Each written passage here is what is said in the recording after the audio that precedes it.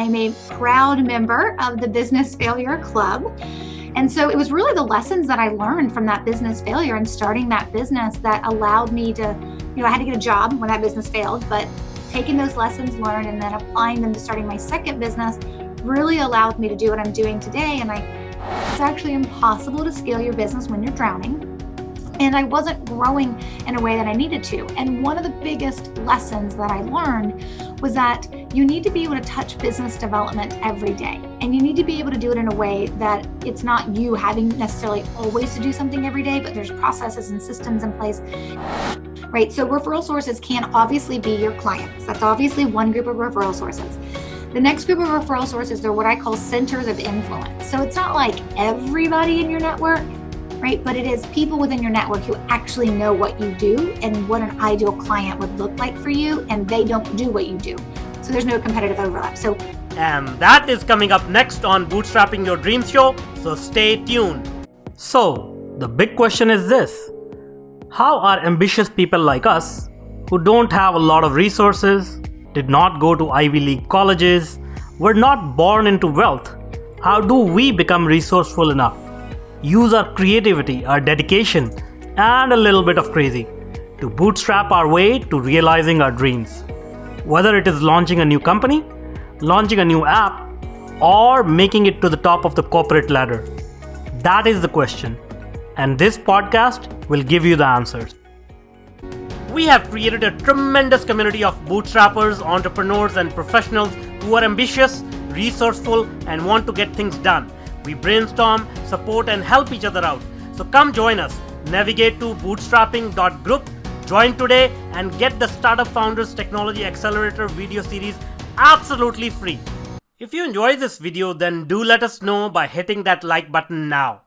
Or if you want us to improve our content, then go ahead and hit that thumbs down button and give us your honest feedback in the comment section below. Here at Tetanoodle, we are passionate about entrepreneurship, technology, and innovation. Every week, we bring you insightful and engaging videos, interviews, tips, tricks, and strategies to help you grow your business or rise in your corporate profession. If you're new here, please do consider subscribing and do not forget to hit that bell icon so that you are notified when we publish new content. Hello and welcome to this new episode of Bootstrapping Your Dreams show. I'm your host Manuj Aggarwal, and today we'll be talking with Stacey Brown Randall. So Stacey is the author of the award-winning book Generating Business Referrals Without Asking, host of the Roadmap to Grow Your Business podcast, and has taught her no asking referral generation strategy to hundreds and hundreds of clients and audience. Her clients include well-known corporations and franchises such as Bank of America, Mass Mutual, International Minute Press, and Real Living Real Estate. But her focus is on small business owners and solopreneurs like Carroll Financial, O'Connor Insurance Associates, HM Properties, Milazzo, and Webb Law Firm, and hundreds more. Welcome, Stacey. Thank you so much for having me. I'm happy to be here. All right, great. So can you tell us a little bit about yourself? How did you get started in this business, and what were your first few years like? Sure. So I always tell people when they ask me, like, how did you end up teaching people how to generate referrals without asking? Like, did you plan to do that? Like, what was the goal here? Like, what were you planning on doing? And I always tell folks, nope, I am actually teaching people and have a business today, teaching people what I teach them based on sheer necessity and the grace of God.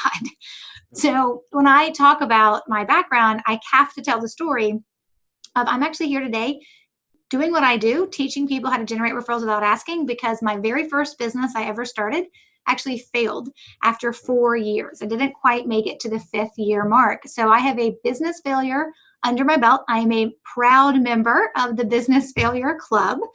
And so it was really the lessons that I learned from that business failure and starting that business that allowed me to, I had to get a job when that business failed, but taking those lessons learned and then applying them to starting my second business really allowed me to do what I'm doing today. And I shifted the focus and the model of my second business into what I do now.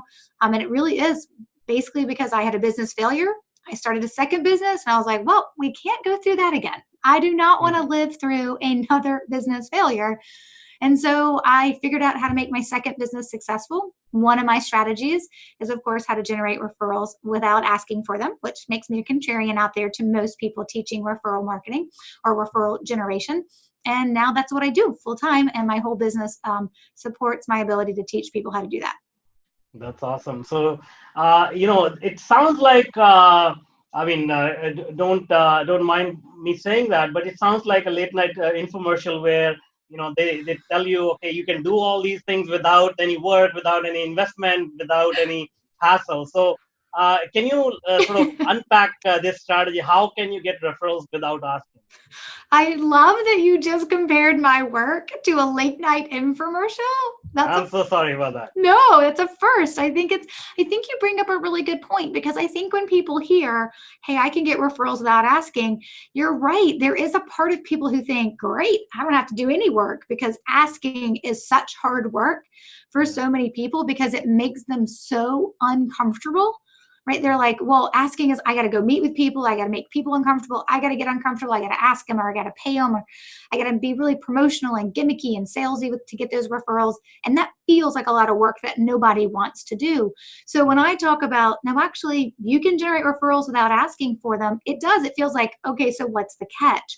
And the truth is there's not a catch. It comes down to understanding like what a referral is and actually how we generate referrals. And once you understand how referrals happen and what it actually is, then you can understand how my process kind of builds into identifying who are the people who send you referrals, how are we taking care of them, how are we planting referral seeds so we are using the right language, and then how do we make it a process and a system so as a busy business owner, you'll actually execute on it. And so it's not that there's a silver bullet or there's an easy button. There's still work involved. There's absolutely work involved. But I truly believe that anybody who has a strong, what I call sticky client experience, does great work, then they deserve referrals. So we all deserve referrals. We're just not owed them, which means we have some work to do. I see. Yeah, that's a good point. So thanks a lot for not taking it in a negative way, but I just wanted to get some clarification, because I know, a lot of people may have that in the back of their mind. Maybe they're not thinking about a late night infomercial, but as you put it, like, what is the catch? So that's always the question. Now, let's talk about your first business. So you said, it failed. Can you share a little bit more about that? What the business was about? What kind of lessons did you learn? And did those lessons, they actually become part of your new strategy, new business? Yeah, absolutely. So my very first business that I started was an HR, so human resource consulting firm. And I was a specialist in generational diversity. So understanding the differences between like baby boomers, Generation X, millennials, Gen Y. So it was generational diversity was kind of the niche that I was in. And then I also did employee engagement. And I had some big name clients. I think that's the thing that people need to understand. It wasn't like I started a business and I just never made a go of it. Right? It's like, oh, because it was my side hustle, or I pretended this was my business. Well, and it wasn't really generating any income. I mean, the truth is I had some big name clients. I mean, like KPMG, one of the largest accounting firms, was one of my clients at Ally Bank, Coca-Cola Bottling Consolidated, BDO. I had some other smaller clients as well, but I had some big name clients. I had articles published in well-respected publications like Accounting Today, Workspan Magazine, World at Work Journal. I also was interviewed on Bloomberg News. Like from the outside looking in, if you had looked at my first business, that HR consulting firm, you would have assumed it was doing really well. The problem was that I became one of those entrepreneurs that so many entrepreneurs become, and we all start this way. The trick is to developing past it. And I just didn't develop past it.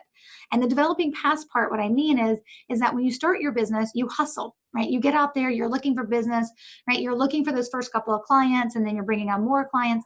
And what a lot of us do, and it's a natural progression for at least our first year, you just can't stay in it past your first or second year, is that we get a piece of business, we get a client, we put our head down, we do the work, and then we look up and we're like, oh, wait, the work is done. Yeah.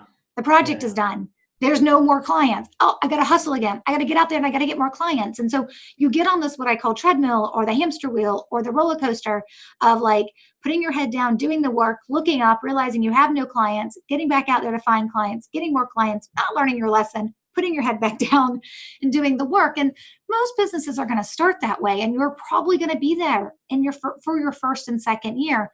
The problem was I was still there 4 years later. And you can't scale in that type of environment. It's actually impossible to scale your business when you're drowning. And I wasn't growing in a way that I needed to. And one of the biggest lessons that I learned was that you need to be able to touch business development every day. And you need to be able to do it in a way that it's not you having necessarily always to do something every day, but there's processes and systems in place. You need to know what sources are actually bringing clients to you. Does networking work for you? Do speaking engagements work for you? Do Facebook ads work for you? Does publicity work for you? Right? Do you need to get referrals? Like, it's figuring out how you build the pipeline of prospects and figuring out, when we think about a pipeline, like it's like a funnel, like how are we filling it at the top, all the different ways that we fill it at the top. You got to have a couple of those, and they need to be working consistently, not haphazardly or sporadically. And so that comes down to your ability to touch business development every day and to have a process and a plan around it. When that business failed and I had to go get a job, I had to go back to corporate America, I had to go get a job. I took some time and kind of reflected on that. I mean, honestly, the first thing I did was like lick away wounds and like patch up my ego and tell myself it's not that bad. I'm not that, I'm not that pathetic. Because a business failure is, of course, it's financially draining, right? And financially hard, but it's also emotionally and mentally and physically draining and hard as well. But the hardest part is the blow to your ego. So when you kind of get over that and you decide, I'm going to learn and not wallow, right? I'm going to learn from my mistakes. When I figured out what I had probably done wrong, which is business development, scaling, and some other things, I was like, okay, if I start another business, I'll know how to do it better. And that's effectively what I did. I went back to corporate America. I was there almost a year and a half. Then I left again and started a business and productivity coaching practice, took the lessons I had learned. And then I had become a certified productivity coach in the process of when I was back in corporate America, and started a coaching practice and applied new lessons that had come out of my business failure. And one of them was, I'm going to touch business development every day. Well, the hard thing about saying I'm going to touch business development every day is you better find something you actually enjoy doing and that you'll do every day. And I didn't want to cold call, and I've got 3 kids. I don't want to network every night, right? I don't want to spend every morning at coffee meetings. I didn't have a big budget for advertising and direct mail and all those other things that you can do. And I was never interested in funding. So from that perspective, it was like, okay, I want to generate through referrals then. So I did like everybody else. I went out there and I looked, great, how do I get referrals? Like I Googled it like everybody else. How do I get referrals? And 99.9% of all the information said, go ask. And the other percent of like 0.5%, right, said, well, if you don't want to ask, you can pay. Or you can be overly promotional and gimmicky. And none of those fit with who I am as a person. And they didn't fit who I was and how I wanted to behave. Asking for referrals is like a cousin to a cold call. I don't want to do it, right? It makes everybody uncomfortable. You, the person you're asking, and then you're always seen as the person who's asking, and people stay away from you when they run into you. So I didn't want to be that person. So then I just did some research. I mean, my HR consulting firm had a research background. So I started paying attention to why are referrals happening? And I just started doing things to see if I could trigger referrals to happen. And over time, in my first year as a business and productivity coach, I generated 112 referrals I never asked for. And I could never work with more than about 40 clients at a time anyway. So it was way more business than I needed. And I realized as I was growing my business and I was getting all these referrals, I started paying attention to what I was doing. Well, really early in that first year, my clients noticed too. They were small business owners and solopreneurs, and they're like, you're growing, you're charging us more, you're raising your rates. It's hard to get on your schedule. What's happening? You're exploding. And I said, well, I'm just kind of following this process I've created to get referrals, but to do it without asking for them because I hate that. And those clients said, great, now teach me that. And so as I started teaching it to my clients, I realized and honed it down to, it's 5 steps, right? Here's the process, here's the steps. And then, a year or so later, I'd be teaching it to large groups. I'd be doing workshops and stuff. So it was one-on-one first, and then it was large groups and workshops. And then we created the online program, which now serves students all around the world. We're in 7 different countries of people going through the Growth by Referrals program. And so now we have the online program, and I have a VIP option for people who want more one-to-one. But I never started my business and productivity coaching practice thinking one day I'm going to have an online program and I'm going to teach people and speak around, the United States, and I'm going to teach people how to generate referrals all around the world. It just naturally happened, and I just paid attention to it because I was trying to make my second business successful and not be a business failure number 2. Awesome. It's a amazing story. It's a, it has that element of serendipity where things just happen when you're really Yes. aligned well, right? Yes. I call that the grace of God, but yes, either way, Yeah. absolutely. It worked really well. Awesome.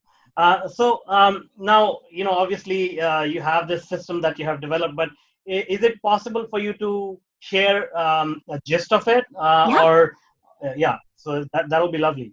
Yeah, and I think it's really important that people understand kind of what the system looks like, because then that helps them understand, would this fit or work within my business? Because if the Yeah. question is, I understand it enough, right? Then I can decide if I think it may work within my business. Then you can go read my book or hop on my podcast and listen to episodes, or maybe one day join my program. But you got to understand it, which is why I'm always happy to talk about it. It's 5 simple steps. There is work involved, but no step is complicated. So the first step, so let me tell you, I'm first making an assumption. The assumption that I'm making is that you do really good work, that you have what I call a sticky client experience, that you are worthy of referrals in terms of you are referable. Like, people want to refer you because you do great work, you build relationships, right? It's all those pieces. I'm assuming that's in place. And I'm picking up right after that. Now, I tell people who don't have a good client experience and they don't have anybody referring them, I've got other stuff to help you with that. But where we're going to talk about is, I'm assuming you've probably received some referrals in the past. Maybe not many as you want. Maybe they're sporadic. Maybe they never come in as often as you would like, but they're there. Mm-hmm. So the first thing we have to do is identify who our referral sources are. That's the very first thing we have to do, is identify who our referral sources are. Step number 1. Now, the easiest way to do that is to pull a list of clients and see if you put it into your database, your CRM, or some type of Excel spreadsheet, if you actually tracked where those people came from. Like, client XYZ came through a Google ad and client ABC came through a referral, right? And so if you have that information, it makes it super simple. If you don't, you have to do a walk back down memory lane and try to remember where your clients came from, which is why people never really go more than 2 or 3 years back. But that's the minimum I want. I want you to look back 1, 2, 3 years really to figure out who are the clients who came in the last 3 years and where did they come from. Because it's also easy to go ask them if they need to be asked, because they're the clients within the last couple of years, they may remember as well. Okay. So go ahead. One quick question here. There are a lot of sort of new entrepreneurs, aspiring entrepreneurs. So what happens if they don't have any clients? Yes. So I call that starting from scratch. And so I tell folks, if you're a new business owner, if you're a new entrepreneur, or maybe you've actually been in business 5 or 10 years, you've just never gotten referrals, or you've gotten them so sporadically. If you did this process, you'd have like 4 referral sources, right? You wouldn't have a lot or maybe 1 or 2 referral sources to work with. We call that starting from scratch. And there's a different process that I teach when it comes to understanding how to turn clients and contacts into referral sources. But it starts with identifying who you want to be referring you. And then we kind of teach a process that kind of shows you, like, what you say, how you treat them, what you do to kind of nurture that relationship along and plant referral seeds so that you can turn them into referral sources. Then once those new referral sources start referring you, right, then you have the ability to kind of drop them into this plan we're talking about, which is that kind of ongoing being able to cultivate referrals. So I tell people that when I teach referral stuff, I teach it in 3 buckets. The first bucket is you want to start receiving referrals. So we start somewhere different and with different methodology and with a different process if you want to start receiving referrals. My 5-step process fits within the second bucket, which is you want more referrals. So if you are getting referrals, you want more referrals, right? And then the third bucket is what I like to call, it's like that ancillary kind of training that supports your ability to do really well with bucket number 1 and bucket number 2. And that's how you change the quality of the referrals, how you close the referred prospects you've received, how do you flip non-referrals into referrals. So they kind of fit in these 3 buckets, but the 5-step process fits in that second bucket. Hey, you're getting some referrals and you want more. If you don't have any referral sources, you back up and you go to bucket number 1, which is I need to start receiving referrals. And, I've got a process where I teach people how to turn clients and contacts into referral sources. But if we're in bucket number 2, we're like, okay, I'm getting some, now I want more. We identify who our referral sources are. That's step one. Step two is we're going to make sure we have a process in place where we're always sending handwritten thank you notes for any referral received. Now, most people are like, well, that's a super simple step. And why is it a step in the process to begin with? The goal there is, though, is a lot of people don't. Surprising as it is, no matter, that's probably what most of our parents taught us, right? Or at least our grandparents taught us. Most of us know to write a handwritten thank you note to say thank you to people. We just don't do it. And so I actually made it step number 2 in the process, because when you take time to write a thank you note to someone immediately after they send you a referral, it actually does 2 things. It lets them know that you value them because you took time for them. And it also answers the question in their mind, why should I send you more referrals if you can't thank me for the one I just sent you? So that's step number 2. It's super simple. It's thank you notes, handwritten by you, not your assistant, right? Not your partner. You got to write them when somebody sends you a referral. So we know who our referral sources are now. We've identified them. And then we know that when we receive a referral, we will stop and send a handwritten thank you note. And of course, in my program, I give the language and all those kind of pieces around it, but it's pretty simple just to say, thank you for referring Stacey to me, right? I mean, it's not a hard concept to write a thank you note. Step 3, though, is what I like to call the meat and potatoes of the 5-step process. And step 3 is like, okay, so great. What do you do in between receiving referrals where you're sending those thank you notes? What do you do in between receiving referrals to get more? Because what if someone's only sending you 1 referral a year, but you'd like to get 2 or 3 or 4 from them? So what do?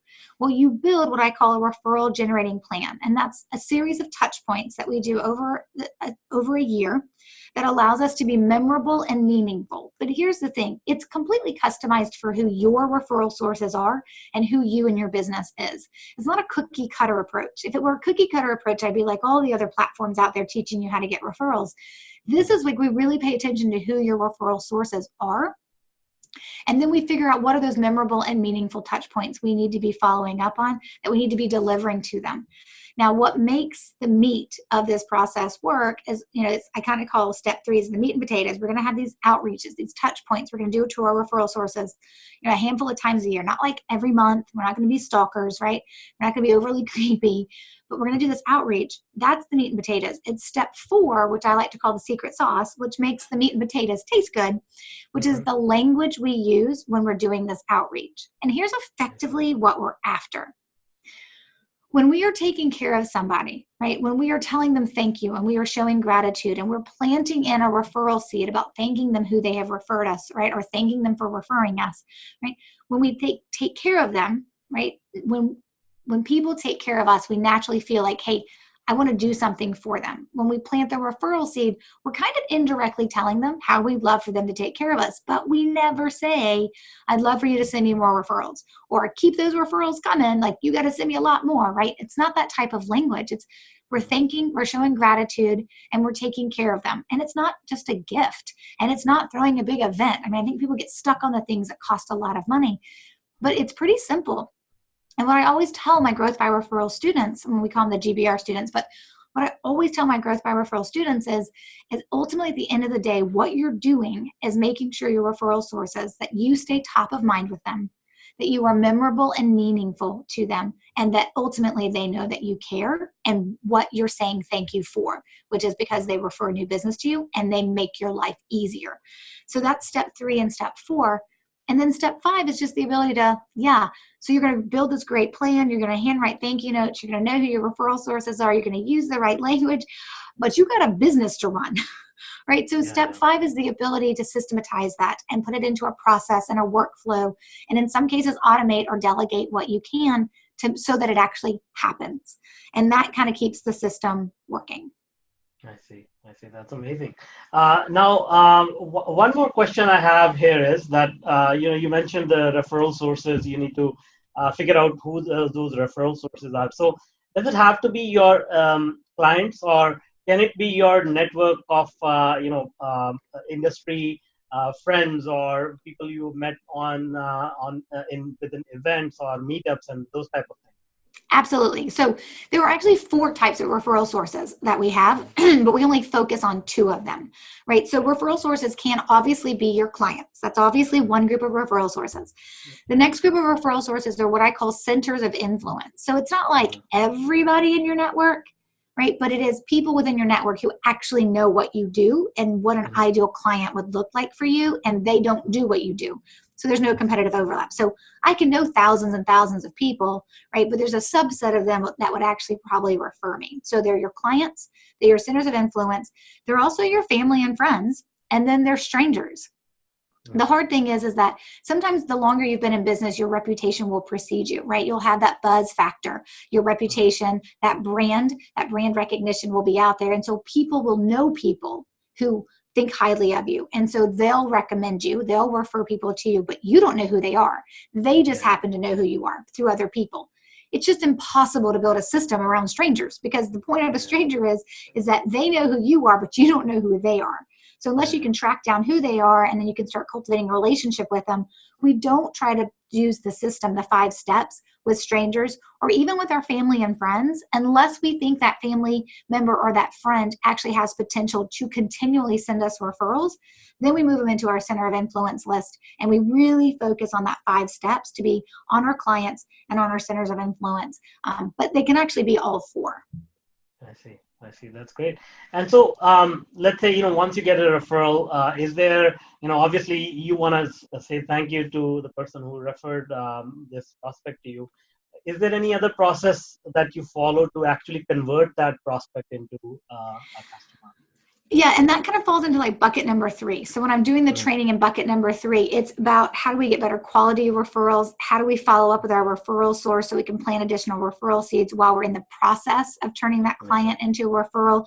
It's also, what do you say? Most referrals happen over email, right? The referral source will send an email to you and copy the prospect on it and say, hey, you guys should get together and he should hire you or she should hire you, right?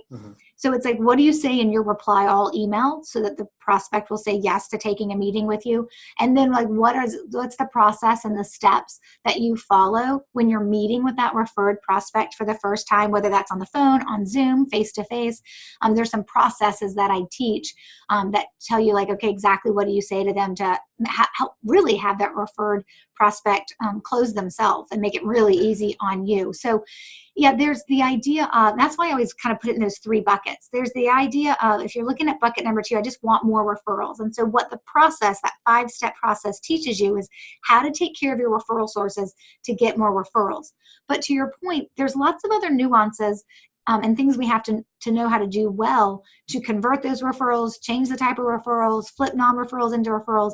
And that kind of stuff always falls in bucket number 3. So it's a totality of a system in and of itself, right? When you're thinking about the ability to really build an engine within your business that's going to generate referrals that you close. Like when people come into my Growth by Referrals program, I always tell them, I don't care where your close ratio is, but where I want it to be, right, when you're done, is at 80% or higher.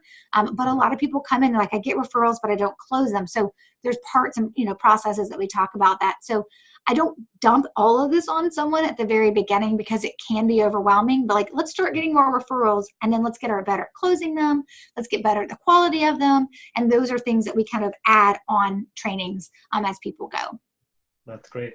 And one of the last questions, so how scalable is this? Like, can this is generally done regionally, locally, or can it scale nationally, internationally? Yeah, so the whole process was built when I was a local business and productivity coach. So the concepts and ideas were built around being in a local environment and having referral sources that were more local. And except then my productivity and coaching practice started to expand, and I started to bring on clients that were not local and then referral sources that were not local. So over time, I have added and revised the actual entire process and how I teach it. And because now we have students that are in the program that they'll never meet face-to-face their referral sources, and some will always have coffee with them, right? So it works for whether your referral sources are local or not. I mean, and of course now with having students in 7 different countries that are in the Growth by Referrals program, I have referral sources that aren't local, and I'll never meet them face to face either. And so over time, I've had to adapt to that. And anything I adapt to my business that I see that's working, I then infuse it into the program itself. So the program was originally built for face-to-face, more local. And now it's like, hey, local, international, never going to be local, never going to meet them. The concepts, the systems, the language, the processes, they work for both. That's great. Well, thank you so much for being with us and sharing this wonderful system of getting referrals without asking. Now, before I let you go, can you tell us how people can reach out to you? Absolutely. So my home base is staceybrownrandall.com, and Stacey has an E. But I also have a Facebook group. If people are on Facebook and they like hanging out in groups, we have about 1,500 people are in the group. It's called Referrals Without Asking. You can just search for it or go to staceybrownrandall.com/community. But if you go to my website, there's a 7-day challenge you can take to figure out how to build a better foundation of referrals in your business. There's a 9-question quiz you can take to figure out what level of a referral ninja you are when it comes to actually being able to generate referrals. So lots of resources. The podcast, the book is available. Generating Business Referrals Without Asking, wherever you buy books. So that's a ton of call to actions, but I always tell folks, pick the one that works for you to get more information and learn more about how I'm teaching people how to generate referrals without asking. Thank you so much for being with us once again. Thank you. Thanks. Bye for now. And that's all for now. Until next time. Now, if you're an entrepreneur or a career professional, then I invite you to join our growing community. Navigate to bootstrapping.group. As a welcome bonus, you will get the Startup Founders Technology Accelerator video series and Mastering Your Inner Game video series absolutely free. This series of short videos address some core issues which are instrumental in helping you move forward in your business or career. The videos are yours to view and share for free. No obligations or strings attached, except for one. You have to take action and implement it. So join us today. Navigate to bootstrapping.group. If you want more engaging videos and insightful interviews with industry's thought leaders, then check out the other videos we have picked for you. The link is right there.